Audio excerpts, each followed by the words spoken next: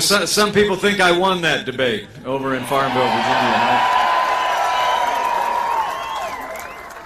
I'm grateful for that. I leave that for others to say, but I'll tell you what, from where I was sitting, Donald Trump won that debate. Donald Trump's vision won that debate, and Donald Trump's determination to make America great again is going to win the debate tonight and win all the way to the White House. Because at the end of the day, and I can tell you all know this election is not so much just a choice between two people. It's not a choice between two parties or two candidates. It's really a choice between two futures. So let me tell you where I stand. I choose a stronger America. I choose a more prosperous America. I choose an America that cherishes and upholds the traditions in our Constitution and our founding documents. So I choose to stand with Donald Trump and every American who believes we can make this country great again.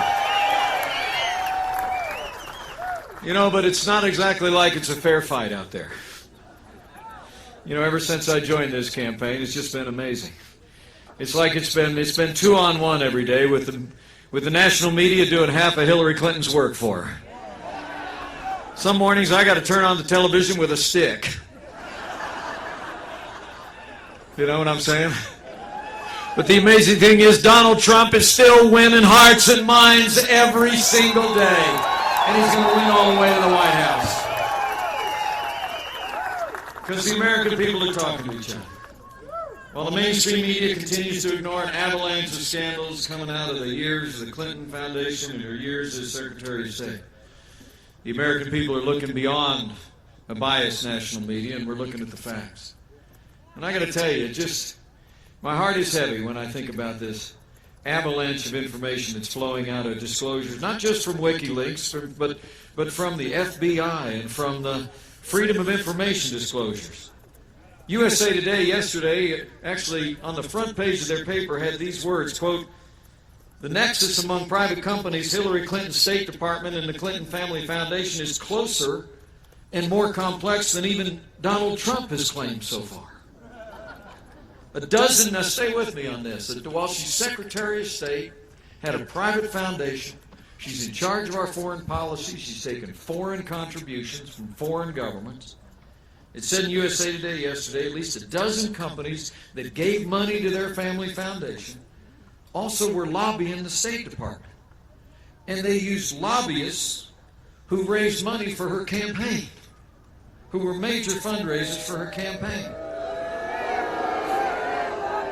And then we found out, because give ABC News some credit, they got a document last week that said that after the terrible earthquake in Haiti, $10 billion is available to rebuild that country. Hillary Clinton and senior aides at the State Department actually we found out in an email, ABC News put it out a week ago while the media was chasing after a lot of other stories. We found out that they had, quote, flagged businesses that were friends of the Clintons for contracts to rebuild Haiti. And then just this week, the FBI actually confirmed. The FBI actually confirmed that the State Department offered a quid pro quo to the FBI if they changed the classified status of documents that made their way onto her private server. Donald Trump gave a speech a couple days ago.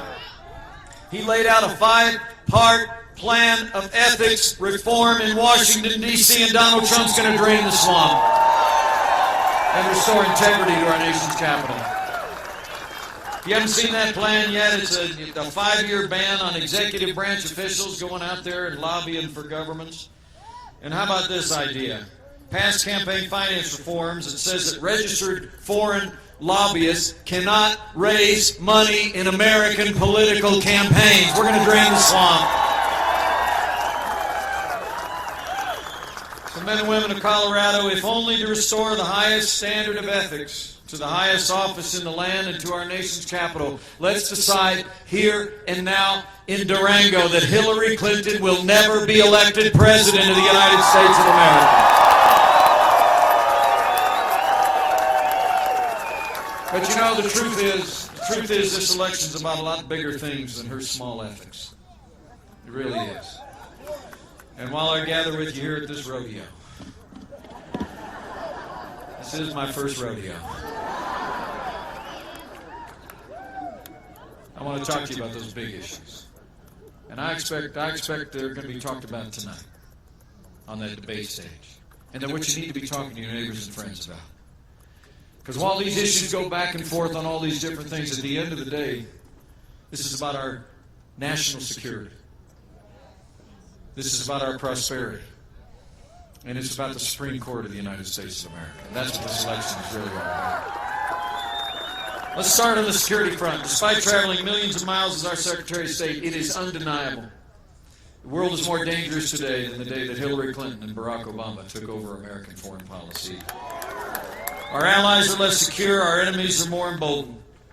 7.5 years of Barack Obama and Hillary Clinton's brand of foreign policy has weakened America's place in the world. You could look at a map of the wider Middle East when these people took over American foreign policy, and look at a map of the wider Middle East today where American soldiers are in harm's way fighting to retake ground that was lost in Iraq under this administration. You can't even recognize the map. You know, history teaches us that weakness arouses evil. And I would submit to you that Donald Trump and I know what most Americans know, that the weak and feckless foreign policy, a foreign policy of leading from behind, moving red lines, feigning resets with Russia, has literally emboldened our competitors and our adversaries around the world. And Hillary Clinton's been at the very center of it. And you got to know that. It was Hillary Clinton who was responsible to negotiate an agreement to keep American forces in Iraq. She failed to renegotiate that by the end of 2011. And so they pulled all the American forces out of Iraq, created a vacuum in which the terrorist organization ISIS was able to overrun vast areas that had been won at enormous sacrifice by the American soldier. You know, before I take one step further, I have to tell you, I'm sure there are men and women who have worn the uniform in the near term and in the long term in this country. When I think of the sacrifices that our soldiers have made, whether it was in Iraq or Afghanistan or in every battlefield for America, would you all just raise your hand if you've worn the uniform, and let us thank you one more time for your service to this nation.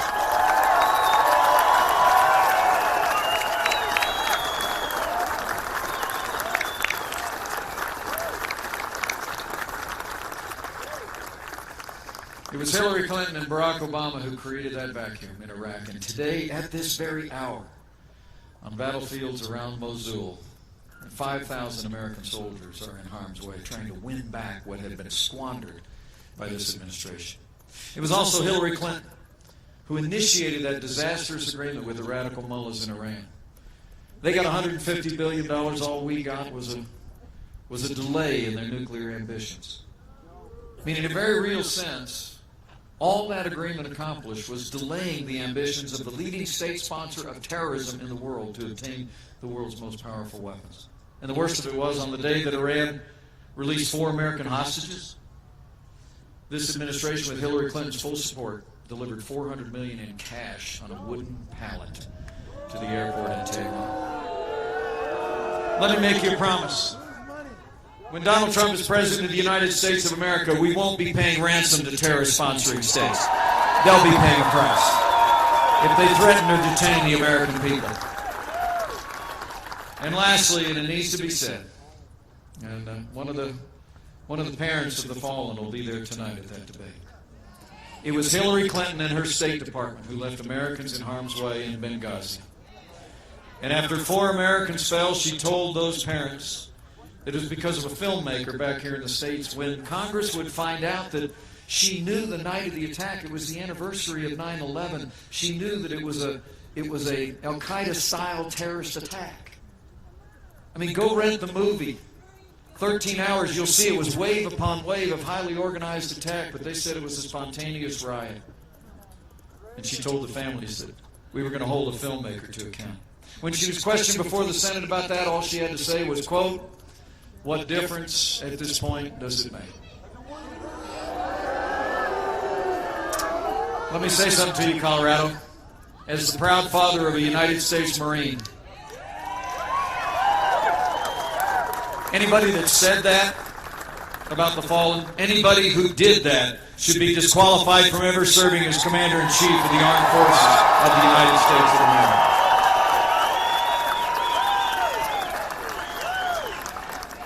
We cannot have 4 more years apologizing to our enemies and abandoning our friends. Donald Trump and I both know, for the world to be safe, for America to be secure, America must be strong. And Donald Trump will lead on the world stage with American strength.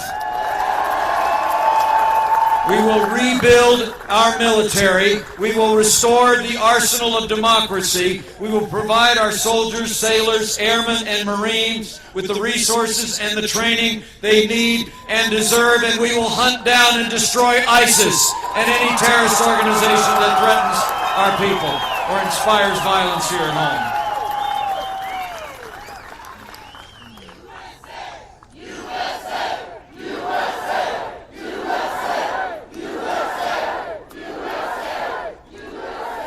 You know, that kind of leadership is probably why more than 160 retired admirals and generals and more than 17 Medal of Honor winners have endorsed Donald Trump to be the next Commander-in-Chief of the Armed Forces of the United States. You know, it's not just about security abroad, but it's about safety here at home. And men and women here in Durango, you know, this has been a very challenging time for people that wear the uniform of law enforcement. It seems like more than ever, it's when tragedy happens in the wake of law enforcement action, too many in the media and too many in politics are willing to use a broad brush to demean those who put their lives on the line each and every day.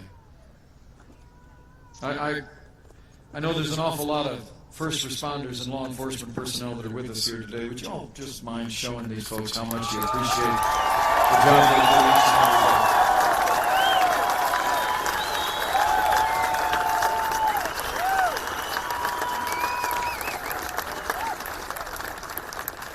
Let me make you a promise. When he becomes the chief law enforcement officer of the United States, President Donald Trump will support our law enforcement community at every level and provide the resources they need to protect our families and go home safe to theirs. And Donald Trump will restore law and order to every community and every city in the land. That's probably why the largest police officers union in America, 330,000 strong Fraternal Order of Police, endorsed Donald Trump to be the next president of the United States of America. So it's about security at home and abroad. Those are the big things this election's really all about. But it's also about prosperity. I don't know about the rest of you here in Colorado, but back in the Hoosier State, I can tell you any progress we've made in the last 7.5 years has been in spite of what they've been doing in Washington, D.C., not because of it. I mean, we're in the midst of the weakest economic recovery since the Great Depression. Millions more Americans are living in poverty today than the day that Barack Obama took office in 2009. We have the lowest labor participation rate since the 1970s. Don't be deceived by that unemployment rate. It just bounced back up nationally. But the truth is, there's millions of Americans just giving up on looking for work here in Colorado and all across the country. Hillary Clinton's plan?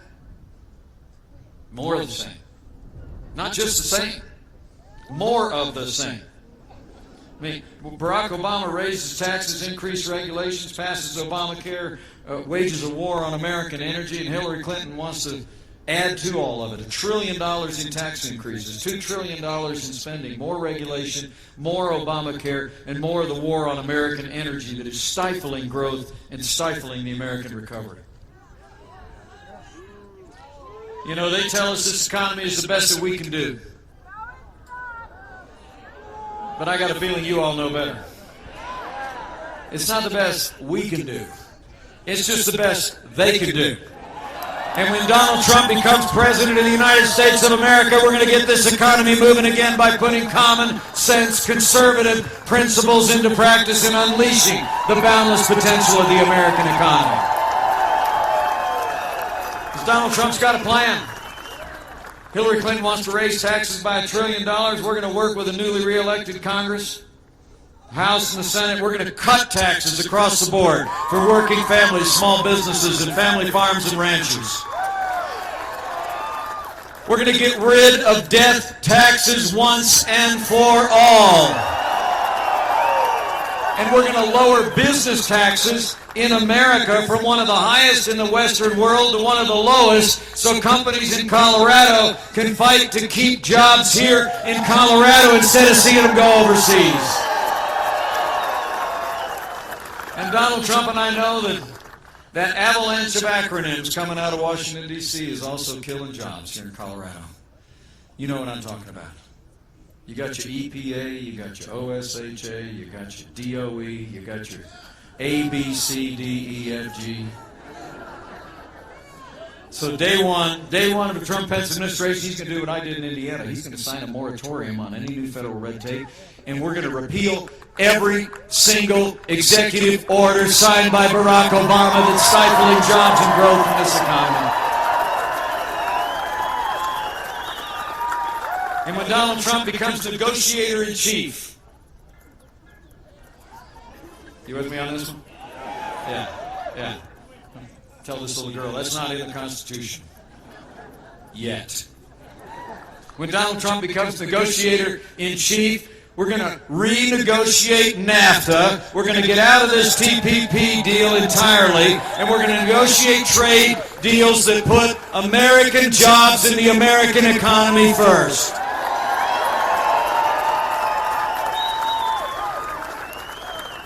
And lastly, because as you know well in Colorado and we know in the Hoosier State, among the God-given blessings of this nation are our vast natural resources. Day one of a Trump-Pence administration, the war on coal comes to an end. We're going to develop an all-of-the-above energy strategy. We're going to develop all the resources of this land to power a boundless American future. And lastly, we're going to do away with what Bill Clinton called the craziest thing in the world. Did you hear about this one? I mean, we were fighting. I was back in the Congress. I served 12 years in the Congress. I tell people if I only had 12 years left to live, I'd want to live it as a member of Congress, because that was the longest 12 years of my life. The truth of the matter is, we fought like dogs against the Affordable Care Act. We knew there wasn't anything affordable about the Affordable Care Act. The truth is, we all set out to kind of lower the cost of health insurance, and pretty soon all the liberals took over, and all they did was grow the size of government. Right? You'll never convince me that ordering every American to buy health insurance, whether they want it or need it or not, is any solution to our health care economy. But Hillary Clinton, she gives a paid speech up in Canada. Came out not too long ago that she said that her goal was a Canadian-style health care system. That's socialized medicine. All right? But her husband observed the fact that under Obamacare here in Colorado and elsewhere around the country, you've seen premiums go up and coverage has gone down, and he called it, quote, the craziest thing in the world. You know, sometimes even with the Clintons, truth happens.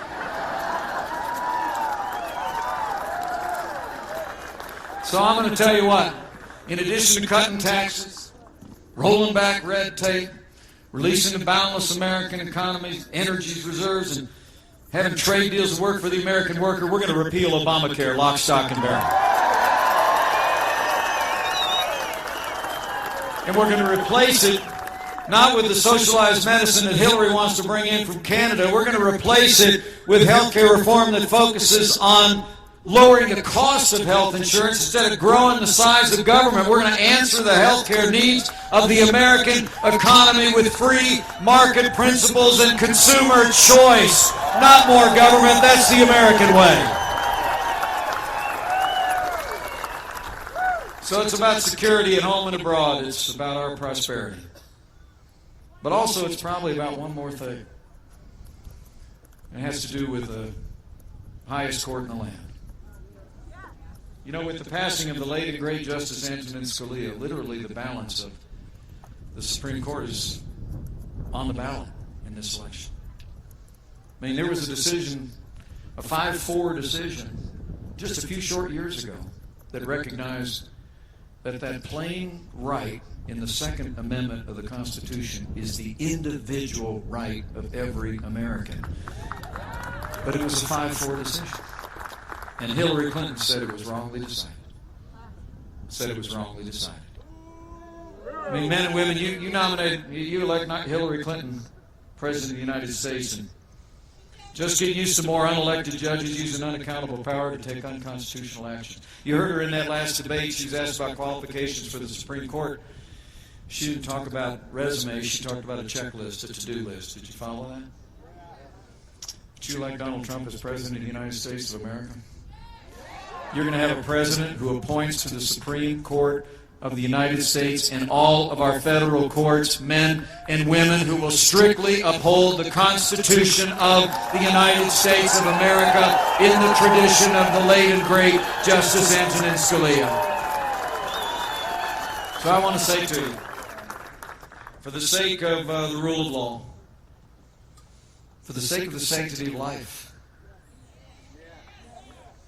for the sake of that Second Amendment to the Constitution of the United States, for the sake of all the God-given liberties that are enshrined in our founding documents, Colorado, we just got to decide here and now that the next president to make appointments to the Supreme Court of the United States will be President Donald Trump.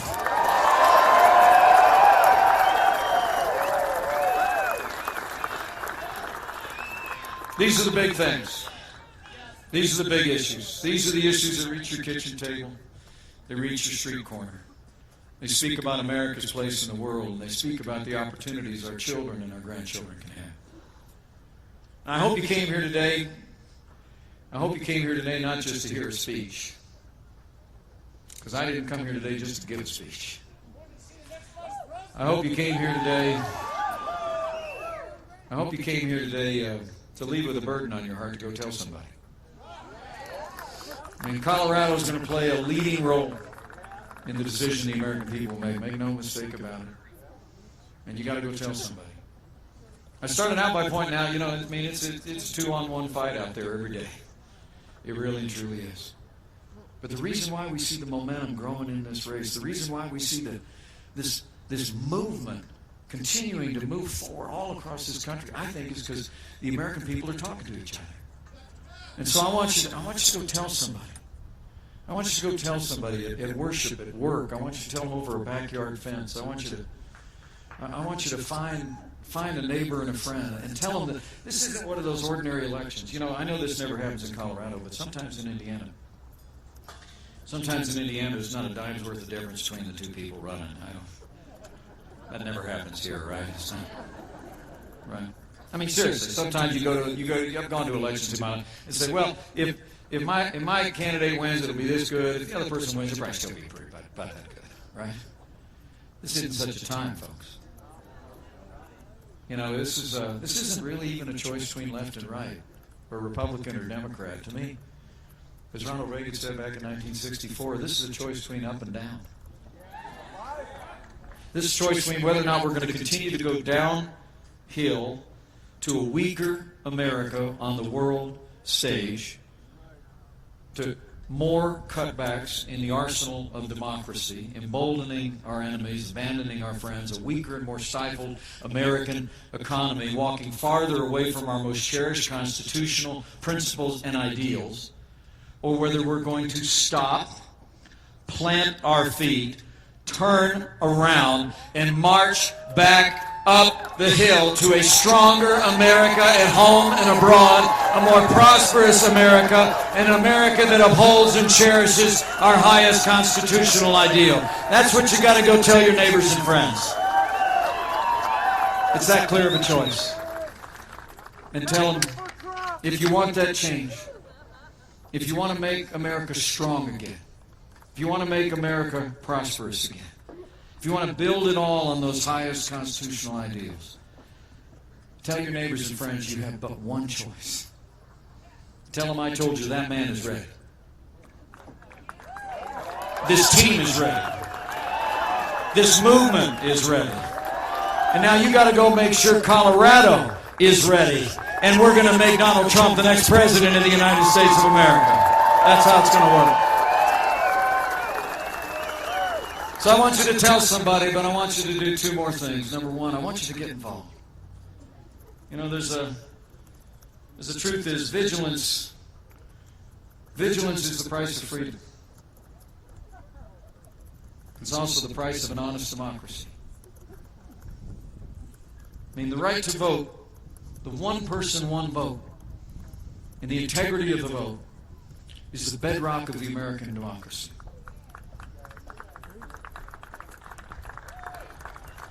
Now, my running mate said the other day there's some polling places around the country where there's voter fraud, and the media got a little amped up about that. But don't kid yourself. Voter fraud is real. It takes place in pockets and polling places around the country. And for the sake of Republicans and Democrats and independents, for the sake of liberals and conservatives, every American should respectfully participate in the process of this election to ensure that everyone's vote counts. So I want to encourage you. I want to encourage you that if you're here today at a rally and you've not yet volunteered to participate in the electoral process by respectfully being a poll watcher or a poll volunteer, I just encourage you to do it. I mean, these elections are governed at a state level, and they happen at a precinct by precinct level. I've only held 3 political offices in my life. I've been governor of the great state of Indiana. I've been a congressman from my hometown, and I was elected precinct committeeman in my home precinct. And honestly, the last one I mentioned is that's where democracy happens. So I want to encourage you to be involved and ensure that we can be confident across this country in the outcome of this election. That when we count that last vote, we'll know the American people have spoken. So go get involved. And lastly, I would just say to you that in these challenging times, if you're inclined to do as the Pences do from time to time, to bow the head and bend the knee, it's a good time to do it.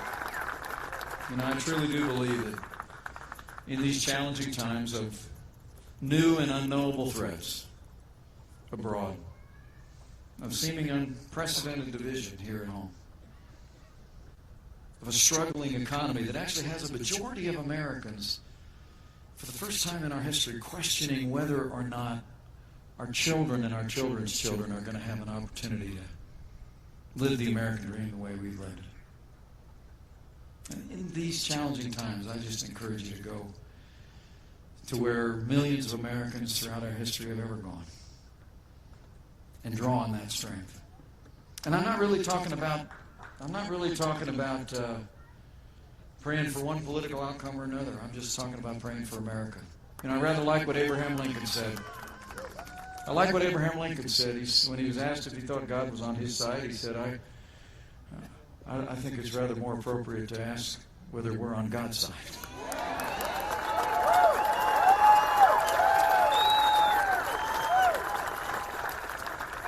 So as you leave here today, you go tell somebody. You lay out this choice. As you leave here today, you find time to respectfully participate in the election process that will take place and be completed a little less than 3 weeks from today. If you're inclined to bend the knee, I encourage you to do so. But do it with confidence. As you pray for this country, just know what's been true for millennia is still true today. I believe with all my heart that if his people who are called by his name will humble themselves and pray, he'll do like he's always done. He'll hear from heaven and he'll heal this land. This one nation, under God, indivisible, with liberty and justice for all.